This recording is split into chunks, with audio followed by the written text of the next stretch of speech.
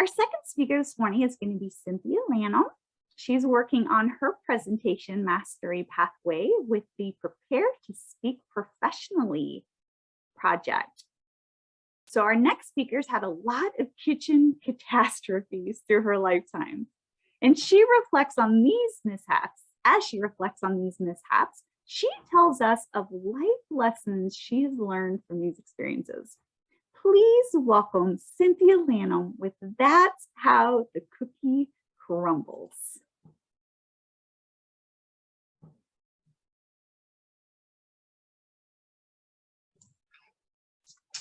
The peanut smell wafted in the kitchen and made my mouth water.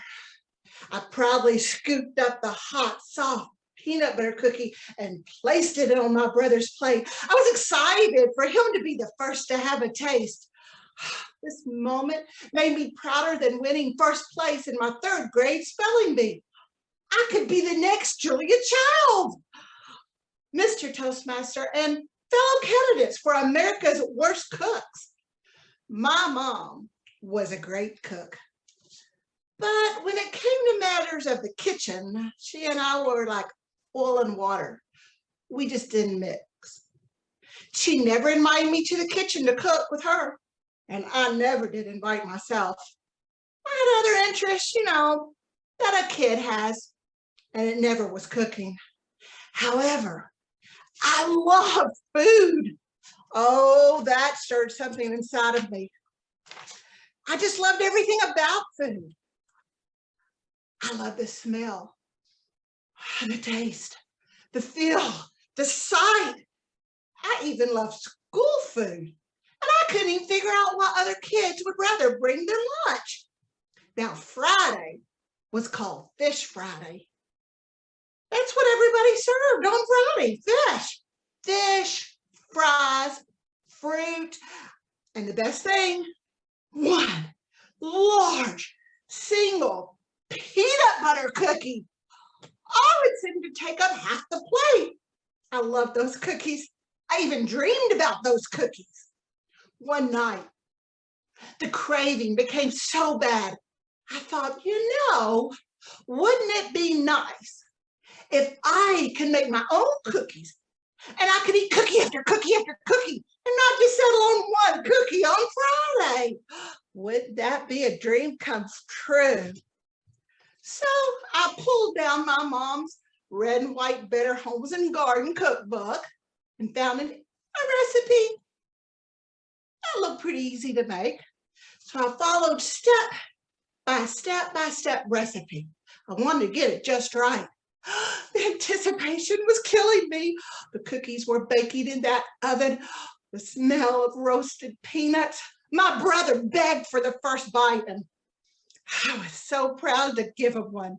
So I served him that hot, soft cookie, and then that proudness turned to horror, and he spit it out in distaste. I looked over the recipe, and I saw that I had added salt instead of sugar. Oh, what a dunce I am. Into the garbage they went along with my self-esteem. And just like a flambe, my confidence in being able to cook went up in flames. This started me on my rocky relationship with cooking. Time after time, kitchen mishaps were made. There was no joy in cooking for me. My zest for culinary capers practically disappeared. I approached it like a scared rabbit, not knowing when the cookie would crumble. So life lesson number one, be true to yourself. To make a dish come out to be the best version it can be, well, sometimes you just can't exchange salt or sugar. No matter how you slice it or dice it, it seems like in life from very young, we try to fit in. We don't always say what we mean. We hide behind masks and people really don't know who we are. Sometimes our recipe for a successful life calls for specific ingredients that you cannot substitute for. We lose our appetite for being the best version of who we can be. To be the best version of ourselves, we need to be unafraid to stand up for ourselves and be who we are. Now, lesson number 2. Well, now that was learned at quite a cost. Well, to my parents. You see, I was a latchkey kid. Mom and Dad worked while my sister and brother had outside school activities. I took the bus home and I made an afternoon snack, like clockwork. Now, my go-to snack was something called a chuck wagon patty. I don't know if any of you, maybe Charlie remembers them. I don't know about y'all are all so young. So I don't know if you remember these, but you just get a skillet, you put oil in it, and then you put that frozen patty on there. You're good to go. It's so fast, easy to whip up. What an easy thing to do. Now, you think, so easy. How did I have a problem with it? Well, you see, school was just over. And as a girl, teenager, I had to, reflect with all my friends, everything that went on that day, all the drama that went on.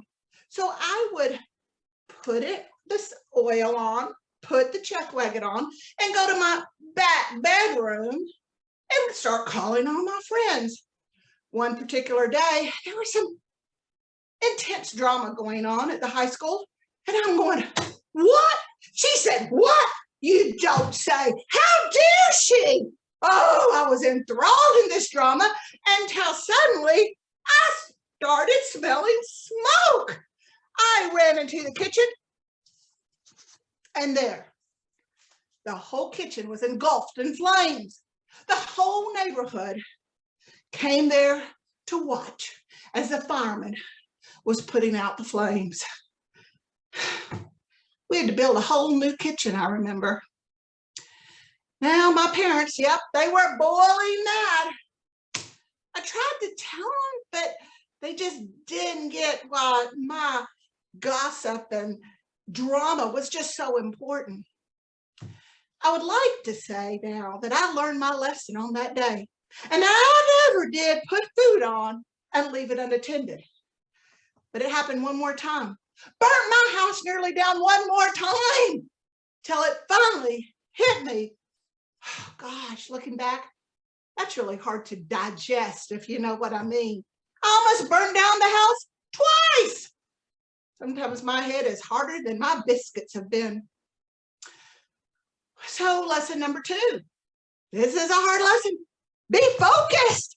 Know what's going on around you. This is hard to understand, but you could burn your life down. You could set your whole life and your house and everything in flames. Now, I have more horrific stories from my childhood and adulthood, but this is not a counseling session. We are not on Dr. Phil. So I will leave you with a different story with a slightly different taste. Now, although I'm not the lead character in this story, it's a lesson I've learned well and still continue today. It helps me grow as a person. Steve's the one who taught me this lesson. You could say I have poached this from Steve, if you know what I mean.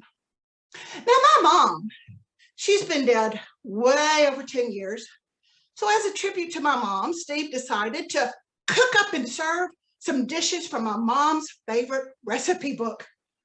Favorite dishes that she's passed down to her children for years. So one day, he decided to recreate that beloved dish of squash casserole.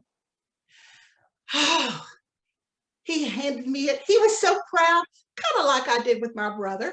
He handed me it, and I ate it. And I said, it was good. It was good. Didn't taste quite like my mom's, but it was good. You see, my mom was a good cook.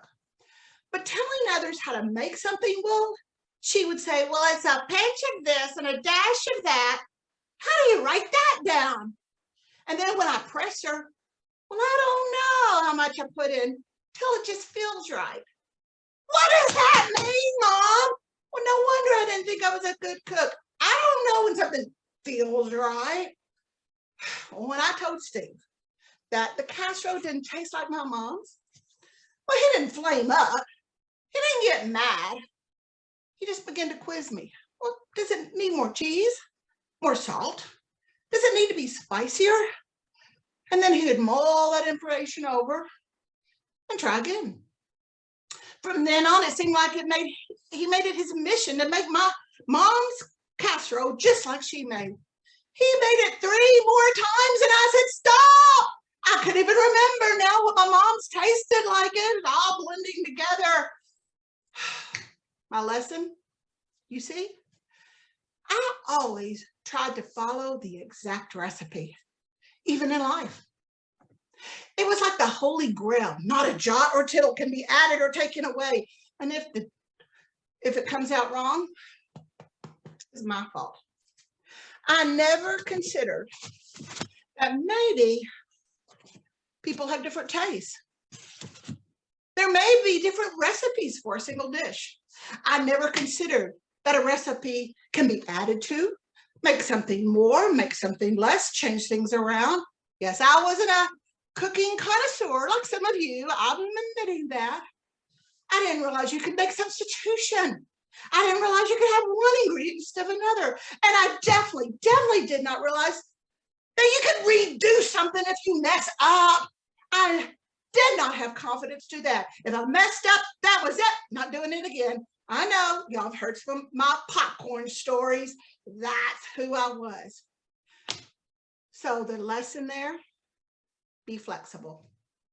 If you don't like what life's handing you, change it. If you don't like the direction life's going, change direction.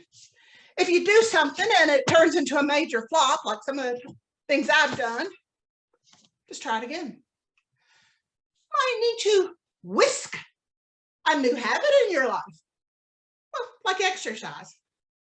Well, I've learned to swallow those feelings that's once crowded my plate. You know, those feelings of inadequacy, hopelessness that I once felt in the kitchen. This lesson has been seared into my brain and has given me the courage to try new things, try old things that I had given up for years. Well, like cooking. Who knew I could take something that had been beating me down for years and turn it into life lessons? So I want to encourage you to try these ingredients for the best recipe of life, whether you're in the kitchen or just out there living your best life. These 3 lessons can help you be more successful and spice up your life. Be true to yourself, be focused, and be flexible. Madam Toastmaster.